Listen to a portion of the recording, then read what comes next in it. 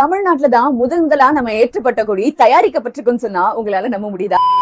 இது தமிழின் குரல் பகுதி 9. வேலூர் மாவட்டத்துல உள்ள குடியாத்தம் அப்படிங்கிற ஒரு ஊர்ல தான் 1947ல ஏத்தின கொடி இங்கதான் உருவாகிருக்கு, இங்கதான் தயாரிச்சிருக்காங்க.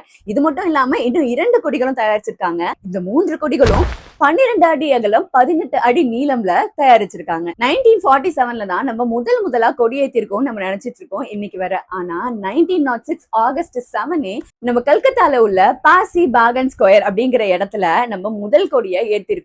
1907ல மேடம் ஷிகாஜி கமா அப்படிங்கிறவங்க வெளிநாட்டுலயும் நம்ம கொடியை ஏத்திருக்காங்க. ஆனா இது இப்ப உள்ள நம்ம யூஸ் பண்ற கொடி மாதிரி கிடையாது, வேற மாதிரி இருந்திருக்கு. நாளடைவுல மாறி மாறி மாறி பல மாற்றங்களுக்கு அப்புறம் தான் ஜூலை 22, 1947ல இப்ப நம்ம பயன்படுத்துற கொடிய அதிகாரப்பூர்வமா சொல்லியிருக்காங்க. இந்த 3 கொடிகளையும் நம்ம வேலூர்ல தான் தயாரிச்சாங்க அப்படிங்கிறது நமக்கு மிகப்பெரிய கௌரவமா இருந்தாலும் முதல் கொடி செங்கோட்டையில ஏற்றப்பட்டது. 2வது கொடி சென்னையில உள்ள செயின்ட் ஜார்ஜ் கோட்டையில ஏற்றப்பட்டிருக்கு.